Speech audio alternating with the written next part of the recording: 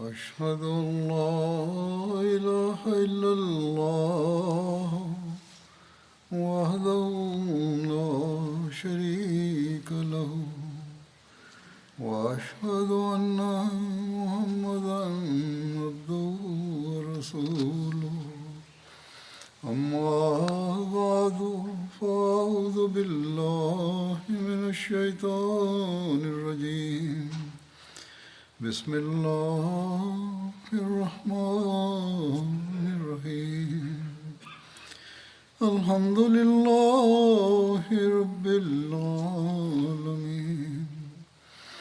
الرحمن الرحيم مالك يوم الدين إياك نعبد وإياك نستعين اهدنا الصراط المستقيم صراط الذين أنعمت عليهم غير المغضوب عليهم ولا الضالين.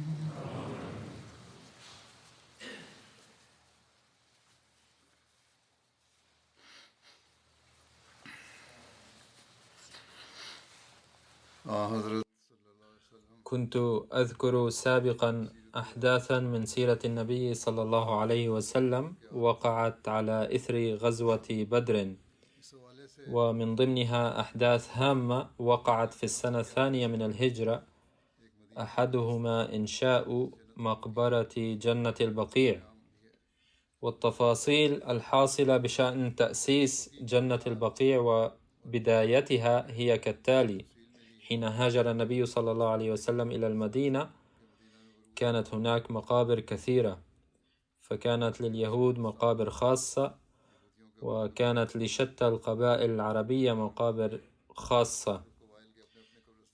كانت المدينة الطيبة مقسمة إلى مناطق مختلفة، فكانت كل قبيلة تدفن أمواتها في مكان مكشوف، وكانت مقبرة قباء مشهورة أكثر، وإن كانت هناك مقابر صغيرة أخرى كثيرة. كانت لقبيلة بني ظفر مقبرة خاصة، ولبني سلمة مقبرة خاصة، ومن بين هذه المقابر الأخرى كانت مقبرة بني ساعدة، حيث أقيمت لاحقا سوق النبي، والمكان الذي بني فيه المسجد النبوي كانت فيه أيضا بعض قبور المشركين في أشجار النخيل. والمقبرة الأقدم والأكثر شهرة من بين هذه المقابر كلها كانت بقيع الغرقد، ثم انتخبها النبي صلى الله عليه وسلم لتكون مقبرة المسلمين، فهي من ذلك اليوم تحتل مكانة متميزة وستظل تحتلها إلى الأبد. عن عبيد الله بن أبي رافع قال: كان رسول الله صلى الله عليه وسلم يبحث عن مكان يجعله مقبرة خاصة بالمسلمين، وزار بعض الأماكن لهذا الغرض، وكان هذا الشرف مقدرا لبقيع الغرقد. فقال النبي صلى الله عليه وسلم: قد أمرت بهذا، أي أن أختار بقيع الغرقد. وكان يقال له بقيع الخبخبة في ذلك العصر، وكان فيه كثير من الأشجار وأكثرها الغرقد والأعشاب. كان هذا المكان ممتلئا بالبعوض والحشرات الأخرى، وعندما كانت البعوض تطير من هناك من القذارة أو الفلات كان يبدو كأن سحب من الدخان قد تراكمت. وكان أول من قبر هناك عثمان بن مظعون رضي الله عنه، فوضع رسول الله صلى الله عليه وسلم حجرا عند رأسه وقال: هذا قبر فرطنا. وكلما مات أحد بعده سأل الناس رسول الله صلى الله عليه وسلم: أين ندفنه؟ فيقول النبي صلى الله عليه وسلم عند فرطنا عثمان بن مظعون.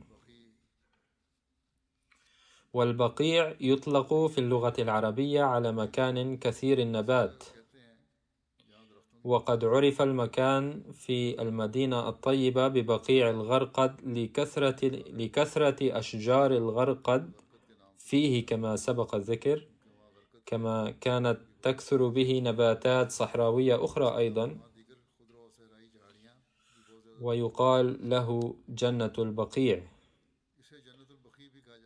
فالجنة في اللغة العربية حديقة أو البستان، لذا يذكر معظم الزوار الأعاجم هذا المكان بجنة البقيع. لقد كتب هذا التفصيل السيد عبد الحميد القادري، ثم يقول: لا يغيبن عن البال أن العرب يطلقون على مقابرهم كلمة الجنة عادة. من أسماء هذه المقبرة مقابر البقيع، وهو مشهور في الأعراب أكثر. أما التفاصيل بهذا الشأن التي أوردها ميرزا بشير أحمد رضي الله عنه في كتابه سيرة خاتم النبيين فهي كما يلي: في نهاية هذه السنة، أي السنة الثانية الهجرية، انتخب النبي صلى الله عليه وسلم لأصحابه مقبرة في المدينة تسمى جنة البقيع، وكان الصحابة بعد انتخابها يدفنون فيها بوجه عام. أول من دفن فيها كان عثمان بن مظعون رضي الله عنه، وكان من أوائل المسلمين. كان رجلا صالحا جدا وعابدا زاهدا. بعد إسلامه قال ذات مرة للنبي صلى الله عليه وسلم ما معناه: لو أذنت يا رسول الله لوددت أن أنذر حياتي خالصة لعبادة الله، تاركا الدنيا وتاركا زوجتي وأولادي، ولكن النبي صلى الله عليه وسلم لم يسمح له بذلك.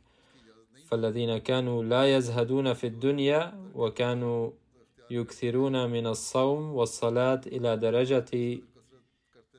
درجة كان ذلك يؤثر في حقوق ذوي العلاقة معه. قال صلى الله عليه وسلم عنهم أيضا: عليكم أن تعطوا لله حقه، ولزوجتكم حقها، ولأولادكم حقهم،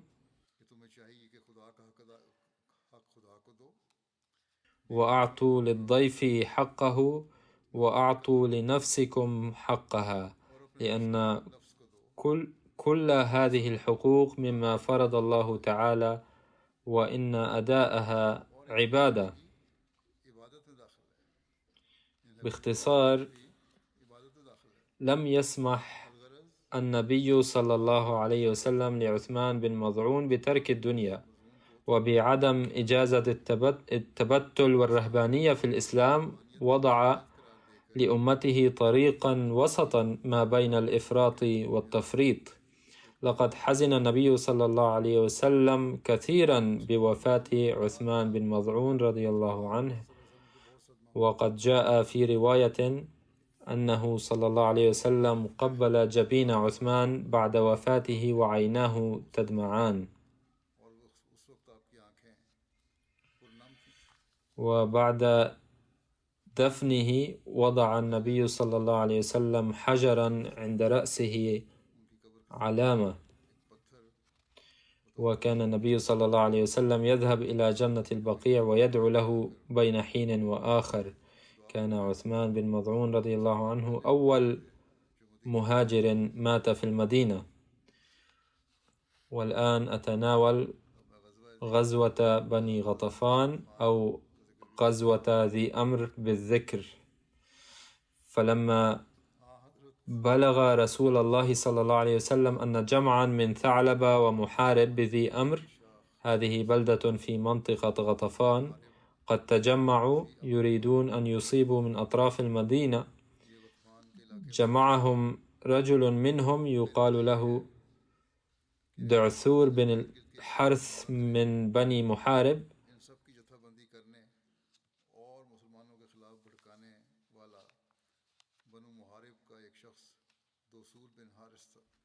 عند سماع هذا الخبر ندب رسول الله صلى الله عليه وسلم المسلمين وخرج من المدينة في 450 رجلا ومعهم أفراس، واستخلف على المدينة عثمان بن عفان رضي الله عنه.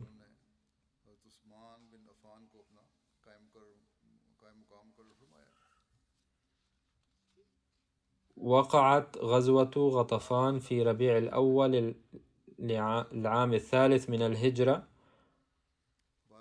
خرج النبي صلى الله عليه وسلم لهذه الغزوة 12 ليلة مضت من شهر ربيع الأول، واضطر أهل المدينة لتحمل فراقه صلى الله عليه وسلم إلى 11 يوما، إذ عاد صلى الله عليه وسلم إلى المدينة في اليوم 24 من ربيع الأول. نزل النبي صلى الله عليه وسلم لمحاربة غطفان في مكان اسمه ذي أمر، لذلك سميت هذه الغزوة بغزوة ذي أمر. وقد ورد عن خروج النبي صلى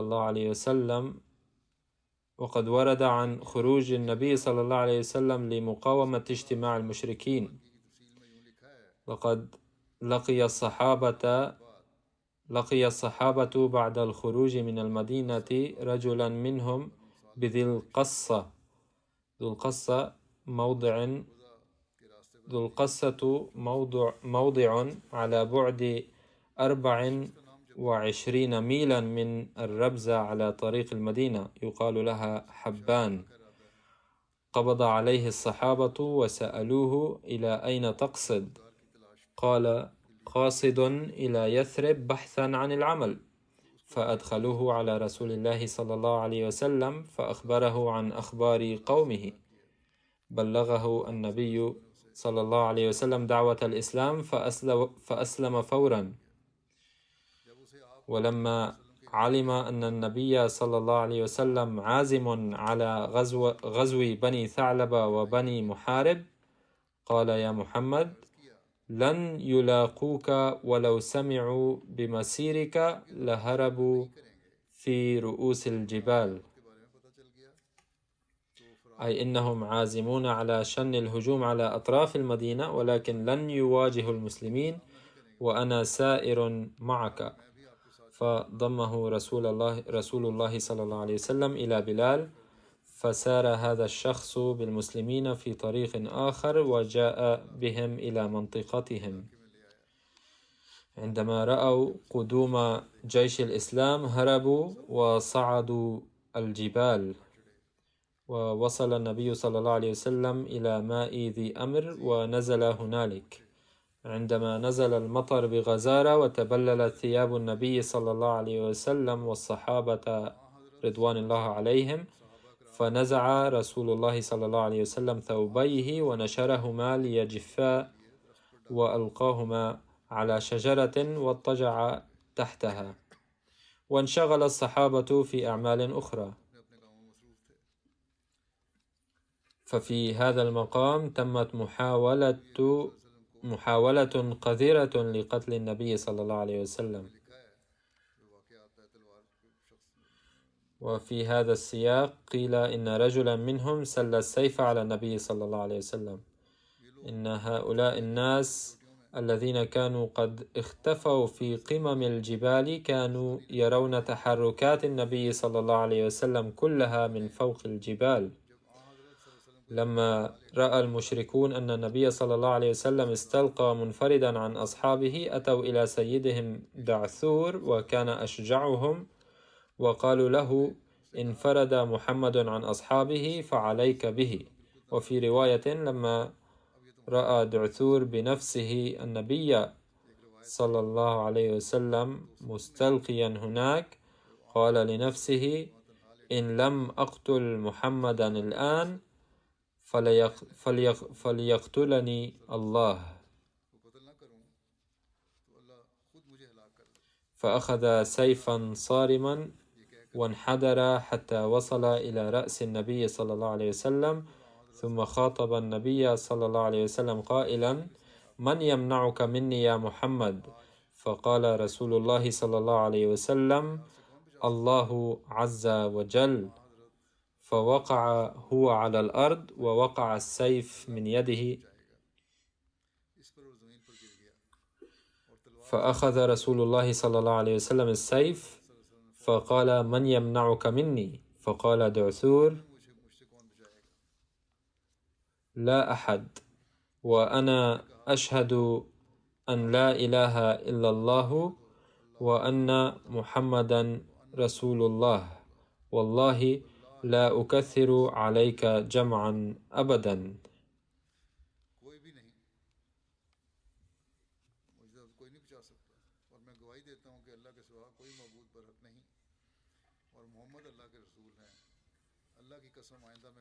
هذا ما تعهد به، فرد إليه النبي صلى الله عليه وسلم سيفه. وفي رواية لما ولى دعثور قال للنبي صلى الله عليه وسلم: أنت خير مني. فقال رسول الله صلى الله عليه وسلم: أنا أحق بذلك منك، أي أحق بأن أقوم بالإحسان إلى الآخرين.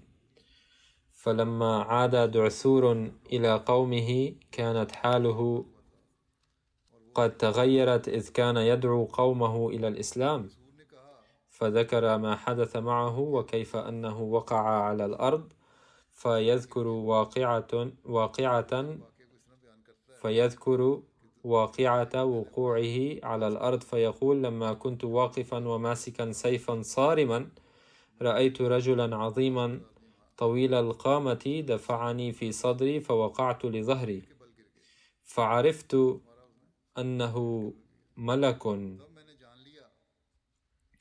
فشهدت أن لا إله إلا الله وأن محمدا رسول الله. ثم قال: لن أكثر عليه صلى الله عليه وسلم جمعا، ثم جعل يدعو قومه إلى الإسلام، وهدى الله تعالى به الكثيرين. على أي حال، حين عاد رسول الله صلى الله عليه وسلم إلى المدينة ولم يلقى حربا، وكانت مدة غيبته 11 ليلة وقيل 15 ليلة. وقال أبو عمر أن النبي صلى الله عليه وسلم أقام في نجد كامل شهر صفر. إنها روايات متعددة مختلفة، ولكن لم يطل هذا السفر إلا لأيام عديدة.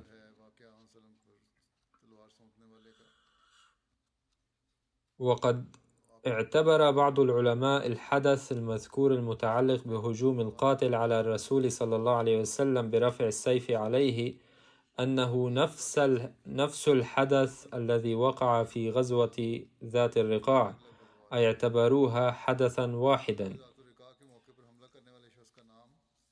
لكن أغلب المحققين قالوا إنهما حدثان وقعا في غزوتين منفصلتين، ويذكر أن غورث هو اسم الشخص الذي هاجم في غزوة ذات الرقاع، كما يذكر في بعض الروايات أنه أسلم، وفي أخرى أنه لم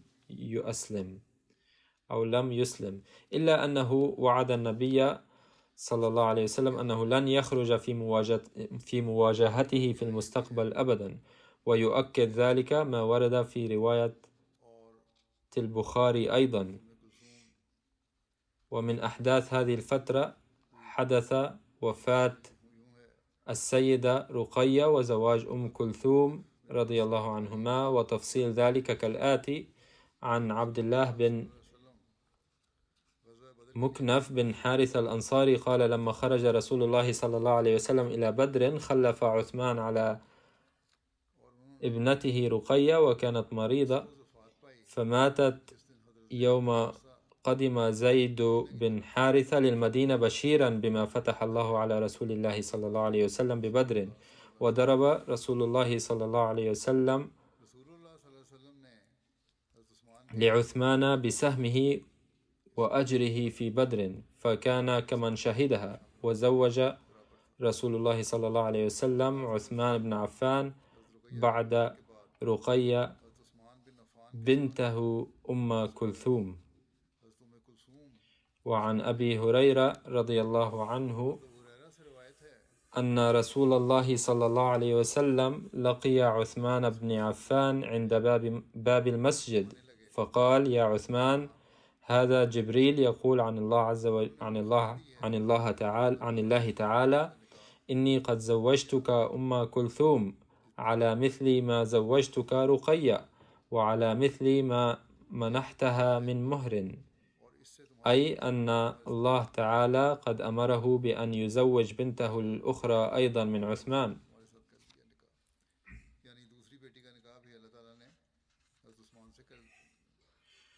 وقالت عائشة رضي الله عنها: لما زوج النبي صلى الله عليه وسلم ابنته أم كلثوم من عثمان قال لأمي أيمن رضي الله عنها: هيئي ابنتي أم كلثوم وزفيها إلى عثمان وخفقي بين يديها بالدف. ففعلت ذلك، فجاءها النبي صلى الله عليه وسلم بعد الثالثة فدخل عليها فقال: يا بني، كيف وجدت بعلك؟ قالت: خير بعل. ولم تزل أم كلثوم عند عثمان رضي الله عنه إلى أن توفيت سنة 9 من الهجرة بسبب مرض نزل بها، وصلى عليها رسول الله صلى الله عليه وسلم وجلس على قبرها.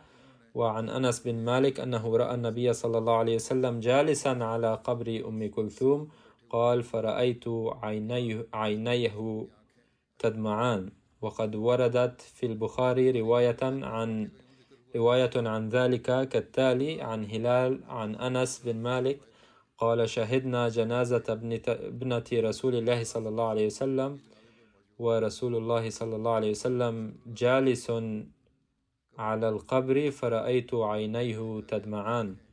وفي رواية قال رسول الله صلى الله عليه وسلم عند وفاة أم كلثوم رضي الله عنها: لو كان عندي ثالثة زوجتها عثمان. عن ابن عباس رضي الله عنه قال: مر رسول الله صلى الله عليه وسلم وإذا عثمان جالس يبكي على أم كلثوم بنت رسول الله صلى الله عليه وسلم. قال: ومع رسول الله صلى الله عليه وسلم صاحباه، يعني أبا بكر وعمر. فقال رسول الله صلى الله عليه وسلم: ما يبكيك يا عثمان؟ قال: أبكي يا رسول الله أنه قطع صهري منك. فقال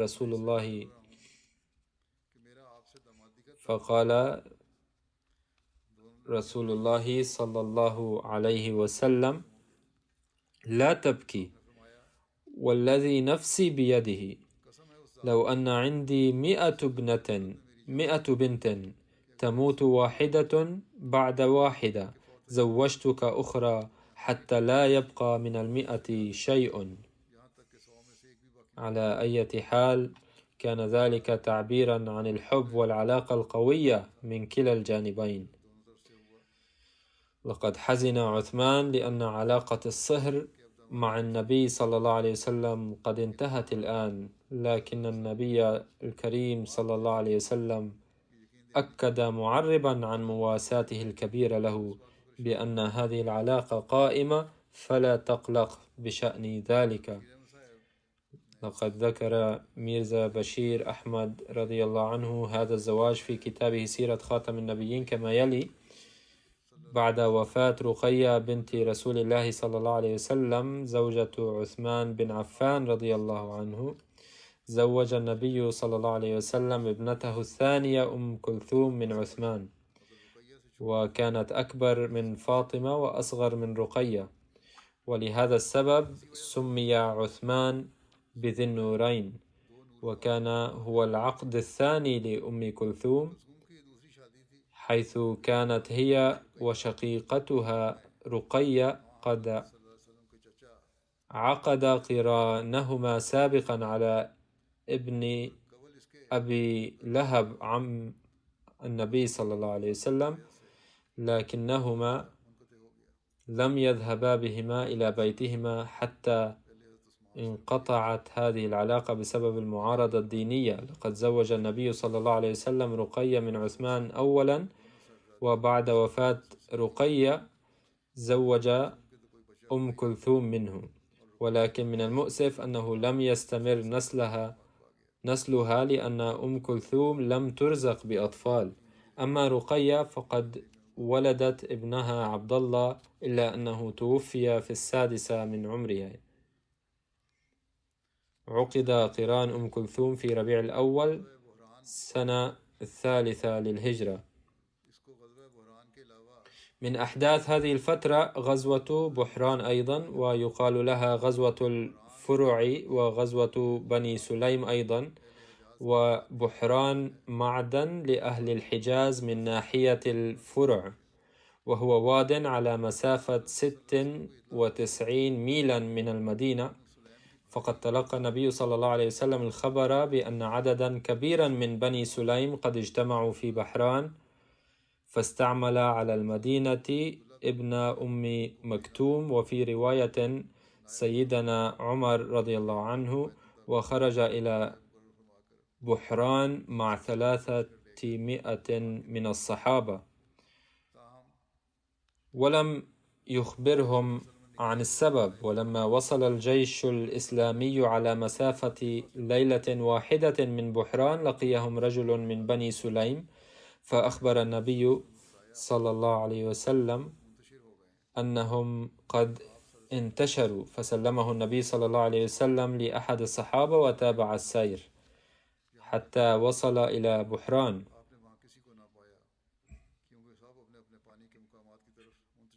ولم يجد هناك أحدا، حيث كانوا قد انفضوا إلى مياههم، فرجع النبي صلى الله عليه وسلم إلى المدينة ولم يلقى كيدا. كان صلى الله عليه وسلم قد خرج في 6 من جمادى الأولى، وعاد في 16 منه بعد أن قام 10 ليال خارج المدينة. أما ابن إسحاق فقال على عكس ذلك، إنه صلى الله عليه وسلم كان يريد منع ركب قريش التجاري حتى وصل إلى بحران، وهو معدن بالحجاز من ناحية الفرع، فأقام هناك شهري ربيع الآخر وجمادى الأولى، ثم عاد إلى المدينة ولم يحدث أي قتال. لقد بين سيدنا ميرزا بشير أحمد رضي الله عنه تفصيل الغزوة كالتالي: لم تكن قد مضت مدة طويلة على غزوة ذي أمر، أي في أواخر ربيع الأول من العام 3 الهجري، بلغ النبي صلى الله عليه وسلم خبر مخيف أن بني سليم يجتمعون بعدد كبير في وادي بحران مرة أخرى للهجوم المباغت على المدينة، وأن معهم جمعا من قريش أيضا. فاضطر صلى الله عليه وسلم للخروج من المدينة مع جماعة من الصحابة، لكن هؤلاء السباع الوحشية التي كانت تتحين الفرص للهجوم على صيدها بغتة وفي غفلة، حين علمت بخروج النبي صلى الله عليه وسلم انتشرت، فأقام النبي صلى الله عليه وسلم هناك مدة قصيرة وعاد إلى المدينة. يتبين بجلاء من اجتماع بني سليم وبني غطفان مرة بعد أخرى قصد الهجوم على المدينة أن هذه القبائل الهمجية المحاربة من صحراء العرب كانت عازمة على القضاء على الإسلام، وكانوا يترقبون الفرص ليل نهار للقضاء على المسلمين عند سنوح الفرصة. يمكن أن تقدروا الأوضاع الحرجة التي كان يعيشها المسلمون في ذلك الزمن. فمن ناحية كانت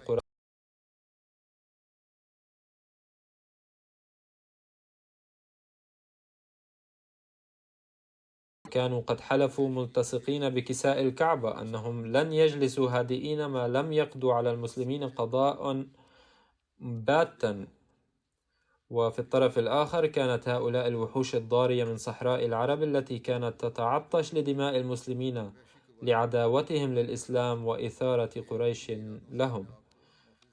فانظروا كم مرة اضطر النبي صلى الله عليه وسلم شخصيا للخروج من المدينة خلال 10 أشهر من بدر للدفاع عن النفس اتقاء نية القبائل العربية الوحشية في قتله.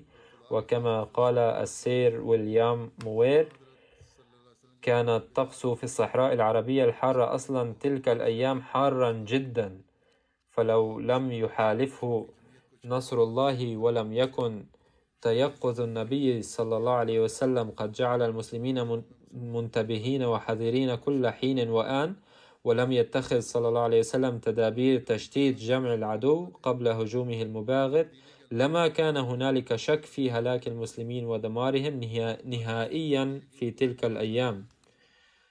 هذه كانت الأخطار الخارجية، أما الأخطار الداخلية فلم تكن أقل منها، إذ كان في المدينة بالذات منافقون يعيشون مع المسلمين، وإذا سميناهم أعداء في زي الأصدقاء فلم نبالغ.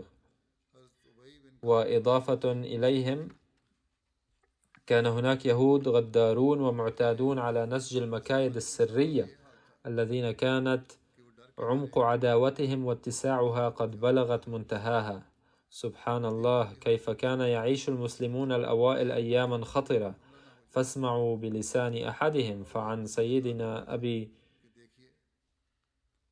بن كعب أن الصحابة في ذلك الزمن كانوا ينامون ليلا مسلحين ويغدون النهار أيضا مسلحين خوفا من الهجوم المباغت، وكانوا يقولون فيما بينهم: هل سنبقى أحياء إلى زمن نعيش فيه بسلام وطمأنينة ولا نخشى سوى الله؟ فكم تنم هذه الكلمات عن مصيبة ومسكنة ولهفة إلى العيش بسلام وأمان. يمكن أن يقدر ذلك كل عادل، والأوضاع نفسها تسود اليوم في بعض الأماكن ولا سيما في فلسطين. وكانت من هذه الأحداث سرية زيد بن حارثة، وقد ورد في تفصيل ذلك أن هزيمة بني سليم وإجلاء بني غطفان وهروب أبي سفيان في غزوة سويق، وهزيمة بني ثعلبة وبني محارب في غزوة بني غطفان كانت تدل على التفوق العسكري للمدينة وعلى قوتها النامية. وفوق ذلك كله أصاب أعداء الإسلام اضطراب كبير بسبب المشاكل الاقتصادية الناجمة عن نجاح المؤمنين في بدر والهزيمة النكراء لقريش، لأن الطريق المعروف من مكة إلى الشام كان يمر قرب البحر الأحمر غربي المدينة، وكان المسلمون سعوا إلى منع الركب التجاري لأبي سفيان على الطريق نفسه. وكانت القبائل المجاورة للمدينة أيضا قد عقدوا الصلح مع النبي صلى الله عليه وسلم، لذا لم يكن مشركو مكة يريدون استعمال هذا الطريق للتجارة بأي شكل كان، فقلقوا جدا من قطع المسلمين طريق تجارتهم، فبدأوا يبحثون عن طريق جديد تاركين الطريق المعروف إلى الشام. ذات يوم قال صفوان بن أمية للكفار: إن محمدا وأصحابه قد نغصوا حياتنا وعوروا علينا متجرنا، فما ندري كيف نصنع بأصحابه، لا يبرحون الساحل وأهل الساحل قد وادعهم ودخل عامتهم معه، فما ندري أين نسلك، وإن أقمنا نأكل رؤوس أموالنا ونحن في دارنا هذه ما لنا بها نفاق، أي سنأكل كل ما عندنا ولن يبقى عندنا ما نعيش عليه، إنما نزلناها على التجارة إلى الشام في الصيف وفي الشتاء إلى أرض الحبشة. فقلق الجميع بسماع قول صفوان بن أمية. قال له الأسود بن المطلب: نكب عن الساحل وخذ طريق العراق. قال صفوان: لست بها عارفا. قال أبو زمعة: فأنا أدلك على أخبر دليل بها، فهو فرات بن حيان العجلي قد دوخها وسلكها. قال صفوان: فذلك والله. فأرسل إلى فرات فجاءه فقال له صفوان: إني أريد الذهاب إلى الشام مع الركب التجاري، وقد عور علينا محمد صلى الله عليه وسلم متجرنا لأن طريق عيراتنا عليه، فأردت الشام عن طريق العراق. قال فرات: فأنا أسلك بك في طريق العراق، ليس يطأها أحد من أصحاب محمد، إنما هي أرض نجد وفياف. قال صفوان: فهذه حاجتي، أما الفيافي فنحن شاتون وحاجتنا إلى الماء اليوم قليل. فتجهز صفوان للسفر وأرسل إلى الجميع ليستعدوا للخروج مع الركب، وأخذ معه المال المدخر، وأخذ معه أواني من فضة وسبائكها والزاد الآخر، وأعطى أبو زمعة أيضا 300 مثقال ذهب ونقر فضة ليشتري بها البضائع. مثقال واحد يساوي 4.37 غراما، باختصار كانت بكمية كبيرة. وخرج صفوان بمال كثير، نقر فضة وآنية فضة وزن 30,000 درهم. وخرج سفيان بن حرب أيضا بفضة كثيرة، وبعث غيره من قريش مع القافلة ذهبهم وفضتهم لشراء بضائعهم. وخرج مع صفوان وأبي سفيان في هذه القافلة التجارية أناس آخرون، منهم عبد الله بن أبي ربيعة وحويطب بن عبد العزى وغيرهما.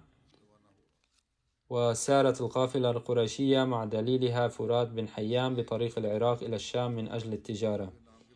وورد عن تاريخ هذه السرية وأسمائها الأخرى أنها وقعت في جمادى الأخرى في العام 3 من الهجرة، وتسمى هذه السرية سرية القردة أيضا، وهي ماء في نجد. لقد اتخذت قريش الحيطة القصوى في سلوك هذا الطريق العراقي المؤدي إلى الشام، وسعوا بكل ما في وسعهم ألا يصل خبر هذه القافلة إلى المدينة، وإلا استحال سفرها بذلك الطريق أيضا. ولكن الله تعالى أراد غير ما أرادوا، وما استطاعوا كتمان خبرها.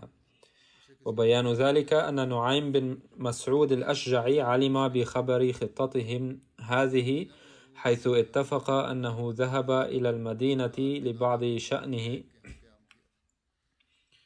وكان لا يزال كافرا مشركا، وأقام في المدينة عند كنانة بن أبي الحقيق زعيم بني النضير، فسقاه الخمر.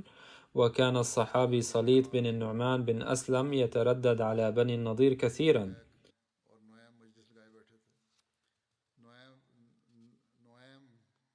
فجاءهم وكنانة بن أبي الحقيق في مجلس بين أصحابه، وسكر نعيم بشرب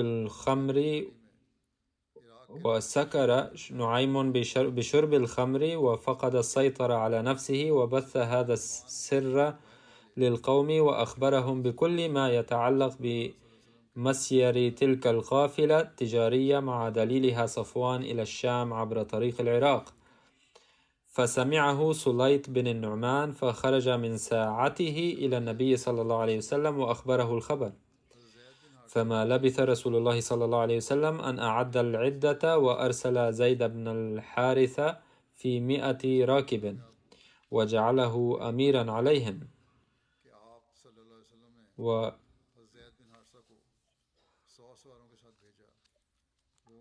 وكانت هذه أول معركة جعل فيها زيد بن الحارثة أميرا على جيش المسلمين، وقد نجح في هذه المهمة.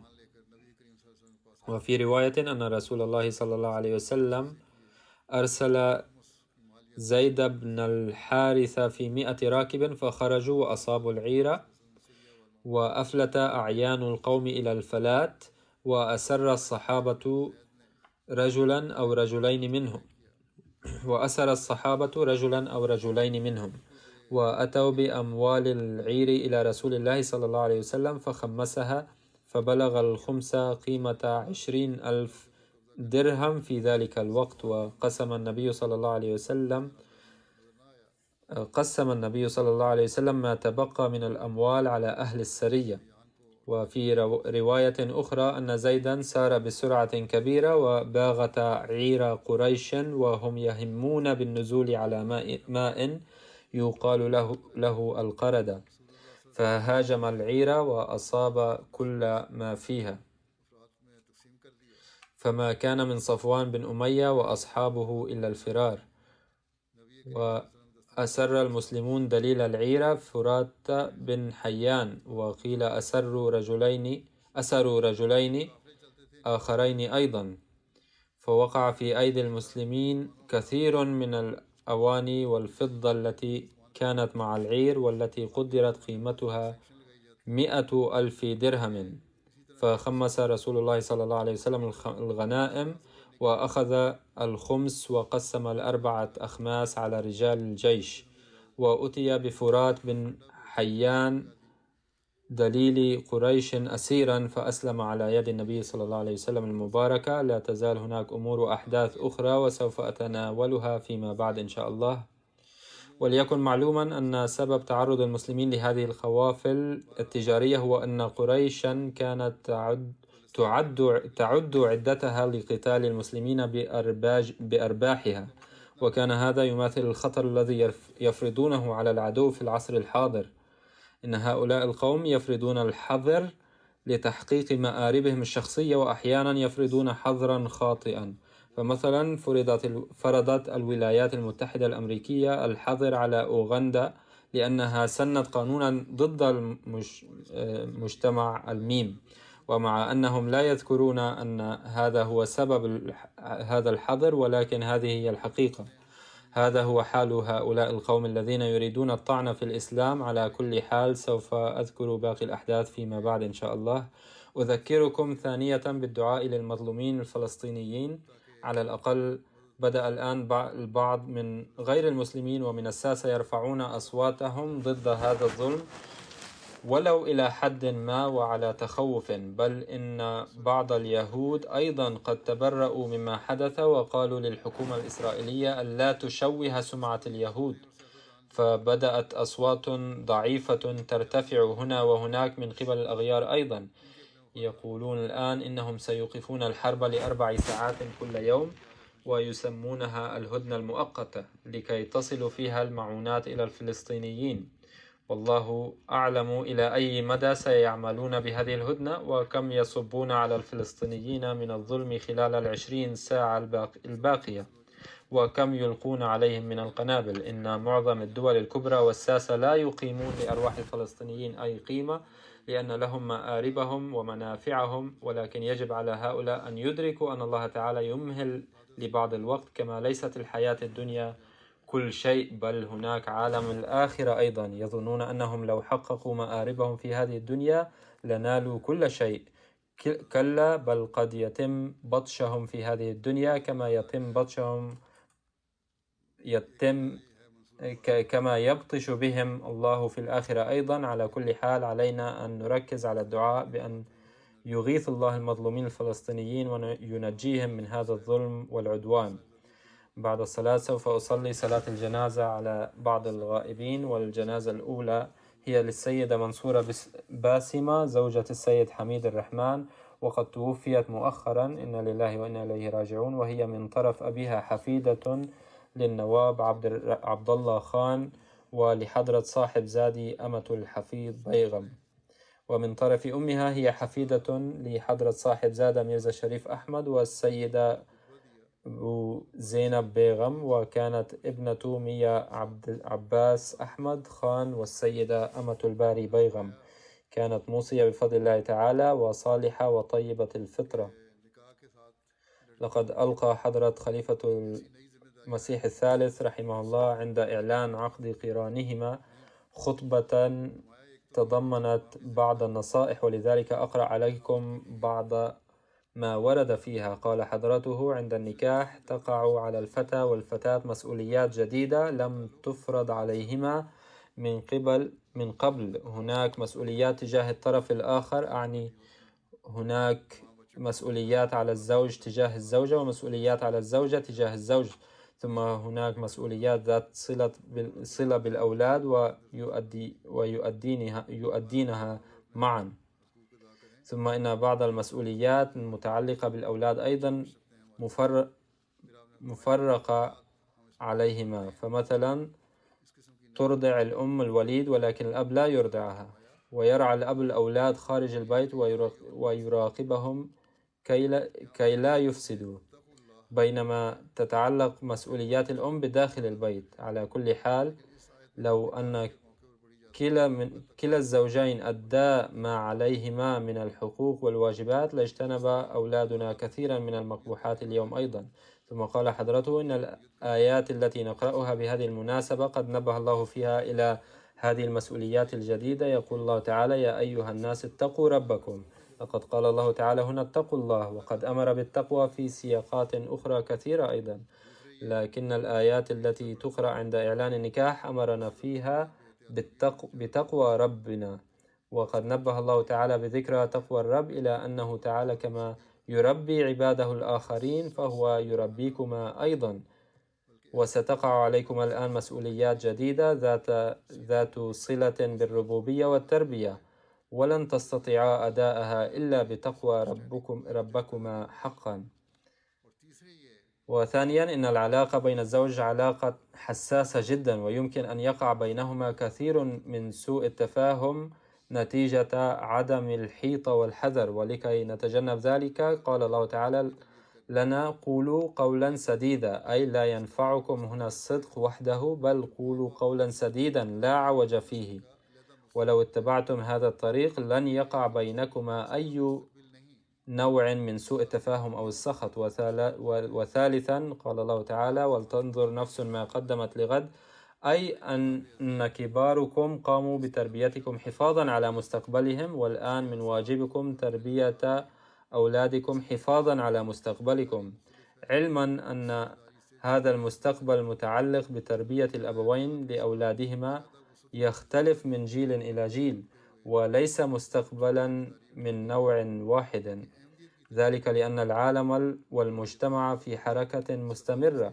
إن الزمان قد تغير الآن رأسا على عقب، وترى في الأفق آثار ذلك الانقلاب العظيم الذي بشرنا به على مر العصور. لذا فإن مسؤولية الأب اليوم تختلف عن المسؤولية التي كانت علينا، بل يجب علينا أن نتحمل مسؤولية أبنائنا بمزيد من الحذر مع مراعاة المسؤوليات الأوسع، حتى إذا وقعت على عاتق الجيل القادم مسؤولية التربية الأحمدية التي تتعلق بالعالم كله، فيكون كل جيل قادم مستعدا لتحمله. وفقنا الله تعالى لفهم هذه الأشياء والعمل بها. ثم قال حضرته: إن القران الذي أقوم بإعلانه هو زواج فتاة عزيزة، هي حفيدة عمتنا الصغيرة السيدة أمة الحفيظ زوجة السيد نواب عبد الله خان. سيبدأ الجيل الرابع للمسيح الموعود عليه السلام، وهي حفيدة حضرة ميرزا شريف أحمد من الأم، ومن خلال هذا الطريق الثاني هي ترتبط بالمسيح الموعود عليه السلام. المسؤوليات مضاعفة، وإذا كانت المسؤوليات مضاعفة فالإنذار مضاعف أيضا. ثم وضح حضرته لصغار أسرة المسيح الموعود عليه السلام وكبارها أنه يجب عليهم أن يفهموا مسؤولياتهم، لأنهم إذا لم يؤدوا المسؤوليات المضاعفة فلا بد أن يروا الإنذار المضاعف أيضا. نسأل الله تعالى أن يجعل كبار الأسرة وصغارها يفهمون هذا الأمر. ثم قال: إنني عندما أعلن عن عقد قران يرتبط فيه الولد والفتاة بالمسيح الموعود عليه السلام من حيث القرابة أشعر بالقلق وأميل إلى الدعاء وفقهم الله تعالى لمعرفة هذه المكانة. إنهم يختلفون عن الآخرين من حيث كونهم خداما، ويجب عليهم أن يقضوا حياتهم في العالم كخدام أكبر. المهم أن هذه كانت كلمات نصيحة، لذا قد ذكرتها. وعن الحياة الشخصية للسيدة باسمة منصورة، كتبت ابنتها السيدة رابعة أنها عرفتنا على الله تعالى في طفولتنا، وكانت تؤكد على الدعاء ليرزقني زوجا صالحا. كثيرا ما كانت تقول: يجب أن تدعي الله تعالى ليربطك بأهل الخير. وفهمنا معنى هذا الدعاء عندما كبرنا، ولم نفهمه عندما كنا صغيرات. قالت: إن والدتي كانت ودودة جدا، وكانت تهتم بالآخرين بالتضحية بنفسها، وهذه هي الحقيقة. كان يبدو للناس أنها تسرف على نفسها، لكنه ليس صحيحا، فهي كانت تضحي بنفسها وتهتم بالآخرين. على سبيل المثال، كلما جاءت إلى لندن لحضور الجلسة السنوية كانت تجلب هدايا للفقراء ولا تأخذ أي شيء لنفسها. كما قامت بتربية فتاة وأحسنت تربيتها ثم زوجتها، وبالإضافة إلى ذلك زوجت العديد من الفتيات، وكان المحتاجون يأتون إلى منزلها بكثرة، وكانت ترسل الطعام إلى الجيران. كان منزلها شبه مطعم عام، حتى أن كناس الشوارع في الخارج كان يأتي ويأكل عندها في وقت الطعام، وكان الكثير من الناس يأخذون منها مساعدة شهرية. وكانت إذا سئلت أن تدخر شيئا لنفسها قالت: لم أفكر في الغد قط، إن الله تعالى مالك حاجتي المالية. كانت تحترم واقفي الحياة جدا وتكرمهم وتعتني بهم، وكانت تبقى على تواصل مع واقفي الحياة من الأقارب وتدعوهم إلى المآدب. كانت تقول لي أيضا إن واقفي الحياة يقدمون التضحية، لذا يجب الاعتناء بهم. كانت تعامل جميع الأقرباء بحسن الخلق، وكانت تقول دائما: لا أفكر فيما فعله الآخرين بي، كلما صدر منها خطأ في بعض الأحيان يمكن أن يخطأ المرء في حق الآخر. تبادر بطلب العفو، وإذا وبخت موظفا اعتذرت منه أيضا وأعطته مكافأة مادية. ويقول ميرزا تقي الدين صهر المتوفى: إنها كتبت الوصية في سن مبكر جدا. عندما رأيت استمارة وصيتها فوجئت برؤيتها، فكانت في سن 14 تقريبا قد انضمت إلى نظام الوصية. يقول: أخبرتني برؤية رأتها في عهد طفولتها. قالت: رأيت في الرؤيا أنني أبكي وأمسك بقدم الله تعالى بشدة، وعندما استيقظت كنت أبكي حقا. وقالت: إن الله تعالى حتى الآن يحقق جميع أموري. من معارفها هنا السيدة روحي شاه قالت: إذا كونت صداقة فإنها وفية بها، وكانت لديها طبيعة ممتنة للغاية. كانت تعيش بحسب مرضاة الله تعالى، شاكرة لنعمه. كما كانت تعامل الناس بلطف، ثم تظهر الامتنان كثيرا لدرجة أن الإنسان يشعر بالخجل. تقول زوجة أخيها السيد طاهرة فاروق: إنها اتخذتني صديقة وأختا بدلا من تحسبني زوجة أخيها. كانت تتمتع بشخصية محبة ونزيهة، كانت تعرف كيفية الحفاظ على العلاقات. ما أحبته لنفسها أحبته للآخرين، ولم تكن تخفي شيئا في قلبها، بل كانت تقوله بصراحة. وكانت ملتزمة بالصلاة والصيام وتلاوة القرآن الكريم، ومرتبطة بالخلافة ارتباطا شديدا، وكانت تهتم بكل ما يوكل إليها من أعمال الجنازة. ندعو الله تعالى أن يغفر لها ويرحمها ويوفق أولادها المواصلة على أعمالها الصالحة، ويلهم زوجها وأولادها جميعا الصبر والسلوان. الجنازة الثانية هي للسيد تشودري رشيد أحمد، الذي كان نائب مسجل الجامعة الزراعية في مدينة فيصل آباد سابقا، لقد كان في أمريكا في هذه الأيام. توفي قبل أيام قليلة، إن لله وإنا إليه راجعون، وكان منضما إلى نظام الوصية بفضل الله تعالى. ابنه السيد رفيق طاهر يقوم بخدمة الجماعة في لوس أنجلوس، وهو يقول إن الأحمدية جاءت في أسرته أولا عن طريق أخيه الأكبر تشودري بركات علي، وبعد ذلك بايع والده وبقية الأسرة. في مفسدة 1974 هاجم حشد منزله ونهبوه وأحرقوا جميع أغراض البيت، مع أن منزله كان داخل منطقة الجامعة في مباني الجامعة، فقد غادر من هناك في ذلك الوقت. ولما تحسنت الظروف عاد إلى الجامعة بعد 2 أو 3. قال نائب المستشار أن مالك معمل كريسنت يقول بأنه يريد تعويضك عن خسارتك، فأخبر بحجم الضرر الذي حدث. رفع السيد تشودري رشيد إصبعه نحو السماء وقال: قطعا لا، لن أطلب المساعدة من أحد. أنا أتحمل هذه الخسارة في سبيل الله تعالى، لقد حدثت لي هذه الخسارة في سبيله تعالى، وسيعوض الله تعالى هذه الخسارة. وبالفعل أنزل الله تعالى عليه أفضاله، بحيث تم تعويض كل الخسارة في وقت قصير جدا. وكانت تربطه بالخلافة علاقة حب وطاعة عظيمة، وكان يحاول تنفيذ الأوامر كلمة بكلمة، وكان أمينا إلى درجة أنه كان عضوا في لجنة المنح للجامعة،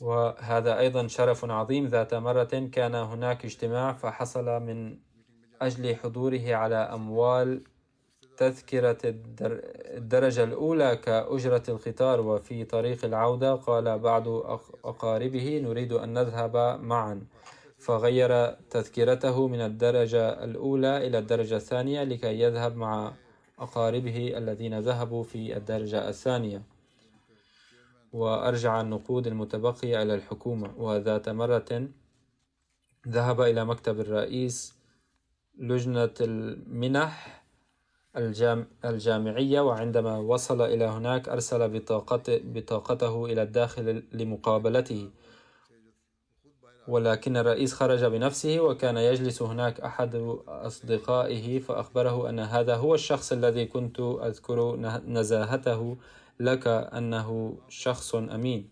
فعرفهما المرحوم بالجماعة فورا وقال: إنني أحمدي، وكل هذا الصدق والأمانة التي أتحلى بها هي بسبب أنني أحمدي. ففيه درس للأحمديين أيضا، أنه يجب عليهم دائما أداء واجباتهم بأمانة، ويجب ألا يقعوا أبدا في أي نوع من الجشع المالي.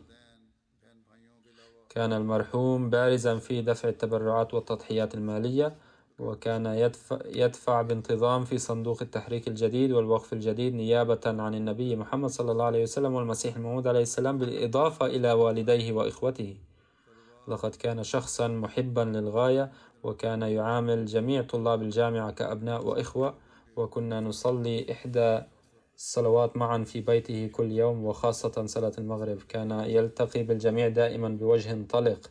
كان رجلا ذا قناعة عظيمة، نسأل الله تعالى له المغفرة والرحمة، وأن يوفق أولاده مواصلة حسناته.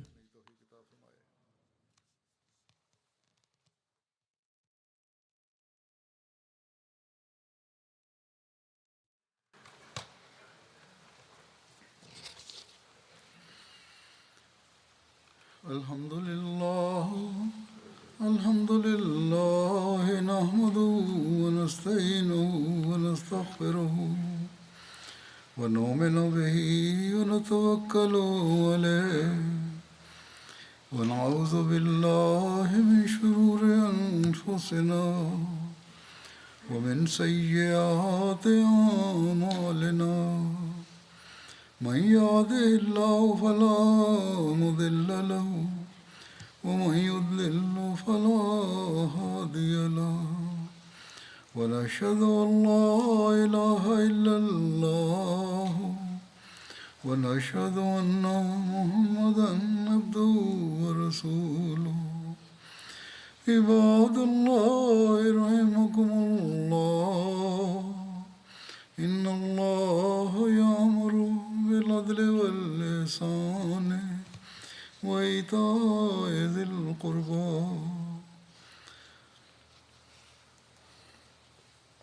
وينهى عن الفحشاء والمنكر والبغي يعظكم لعلكم تذكرون اذكروا الله يذكركم وادعوه يستجب لكم ولذكر الله أكبر